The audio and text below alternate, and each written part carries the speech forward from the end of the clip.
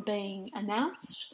But you go through that. There will be things that you don't necessarily agree with, but on the whole, you agree with the plans, the vision, the stability, and so on of a party. But one of the key things that I've learnt since my political interest has really increased has been that you never agree 100% with someone that you're prepared to support politically.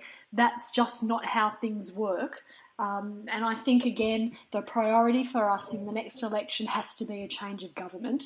And for that, we may have to compromise on liking a candidate 200%. We need to get a little bit more strategic about what we're doing. Depending, of course, as you said, it's a blow-by-blow thing. It depends what seat you're in. Absolutely. Look, let me just give you a really practical example. I read a story this morning. These seats like Kooyong, Wentworth and Warringah, right? They're ultra-safe, rich Liberal seats. So no one spends a dime in those seats. But those seats raise mega money for the Libs to fight in other seats. Now, all of a sudden, they're going to have to use a lot of that money to save those seats. Does that help Labor? Oh, yeah. Exactly. We've We've had a tweet from Jenny Frecklington-Jones. Hello, Jenny. Thanks so much for all your ongoing support and for listening into us live.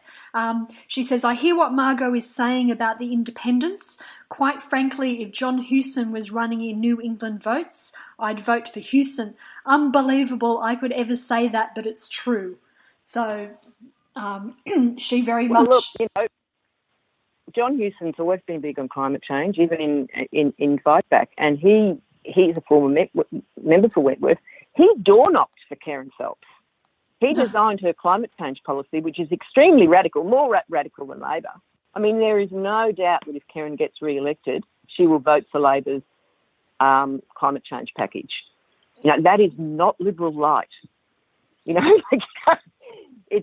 amazing. It's amazing what's happening, and it's exciting. And it's one of those things where, we've all got to get together for the greater good, as you say. It's pretty simple. We've just got to let go of a few things to get this happening. To get a Labor government and a solid pro climate change crossbench, and the ideal, the dream, of course, is a decimated Liberal and National Party, which has to have a good look at themselves and clean their act up. Yep, I agree, and I also agree with look, I work in the media. Everyone knows that who follows me. More on the money side of the media than the journalist side of the media, but it's really an area that I've taken a huge interest in. But I do like your point also about just they're not going to change. We just have to get on with it. I do like your idea about us becoming more of the media, because it's not going to change. I need to stop being so frustrated about it because it's not doing me any good. Yeah, because it's wasted energy. I mean, you did good. You did good the other night when you told me and many other people, wow, something's happening on the ground in Warringah. To be honest, Denise, I was shocked that there was no media there. Yep. I mean, this is core Sydney Morning Herald territory. I read a funny little tweet today that the Mossman Daily, which I think is owned by Murdoch, has put out its paper, and there's not one word on there about Zali. I heard that too. Not one word. The Mossman, yeah. I actually tweeted so what do you them. Say? Do you freak out? Do you blow them up, or do you just get on the ground and say, "Whoa, heard about Zali"? Yep. Here's what she's got to offer. Here's a Twitter handle. Here's a Facebook page. Here's a donation page. Get to know her. Come to the next meeting. What's the best use of energy? Yeah, it just and guess who's embarrassed in the end? Really, it's Mossman Daily. That's exactly right. And yes, I have heard the same thing. In fact, someone asked me to tweet the Mossman Daily and say, "Where's your coverage? Like, surely this is in the public interest of your readership. Where's your coverage of this?" It is very transparent. The agenda behind all of this to those of us that are actually looking. But as you say, get over it. It's not going to change. Just get on with it. I think that's a really good. I think that's really good advice, Margo. I know that you wanted to make. Hang on. I think this is going to be more than ever a social media campaign. And who is social media? Us. And the other thing I'd like to plead with people on Twitter is please don't get angry or vicious or call people's names who disagree with you. This has got to be a go high election. If you disagree, respectfully disagree and give your point. If they're not capable of respectful conversation, or if they're just trolls, block them. Just don't get into a space where you're really positive, because positive is what persuades, not negative. That's exactly right. Look, I find the auspol Twitter community incredibly supportive, frustrated, angry at times, and so on. Certainly, we know what's at stake with what's going on right now, so that's quite understandable. But any level of trolling or abuse or personal attacks or anything like that is completely unacceptable, as we all well know. We're here to talk about politics. Also, who's angry at the moment? Who's angry at the moment? Rock solid conservatives, libs, and that, they're the ones that are angry because they're in trouble. They're in a lot of trouble. Very important that progressives of all colours are not angry, are positive, are reasonable. That's what'll get what we want.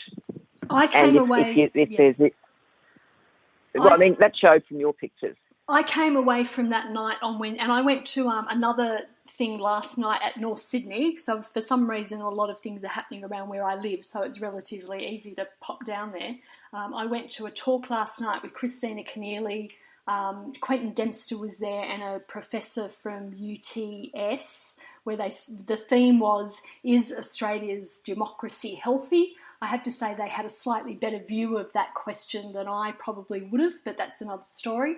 But again, the energy in the room and the understanding of the people that were asking questions and so on. But I came away from that Wednesday night Get Up launch and the launch last Sunday with Zali feeling just energised and like change is really in the air. I think on Twitter, I get quite frustrated thinking, oh my God, no one knows what we see, and they hear what the media says and they believe everything that they hear. I came away thinking, Australian people are really kind, and they see through a lot of the stuff that we get a little worried that they're not seeing through. Felt quite energised after Wednesday night. As I said, changes in the air. We just have to, stay focused, not get complacent by any means, and of course stay very resilient. Yeah, exactly. And if you're in a safe seat, think about where you'd like to be, in the 4 weeks before the election, to help someone who's in a marginal seat or is an independent standing in a safe Liberal or National seat. Just have a think about it, because I believe that you'll have a lot of fun. Yeah. And that you'll get that feeling that things are going okay. Things are going okay, and they could get better. Someone mentioned to me, because again, I'm in a safe seat, so I'm, over at Warringah at the moment a little bit because there's such exciting things going on over there. But someone actually mentioned to me during the week that I should make my way down to Hughes, which is Craig Kelly's seat. That one doesn't seem to be in the focus as much, but he would be a really, good person that we really don't want to see much. We don't want to see anymore in our political landscape. Yeah, well, he's one of the major climate change, and I think he's on about 10%. I think there's a good Labor candidate, but I heard a rumour that maybe independent's going to stand there. I'm not sure. But yeah, maybe your thing, given that Warringah's so amazing. I mean, I'd love you to write a blog for No Fibs on Warringah. And I'm actually looking for people for No Fibs to just, if they're a volunteer or they live in a seat that's interesting, to do a daily blog on it and on their experiences. So that, again, we're getting more and more people on the ground doing it for us.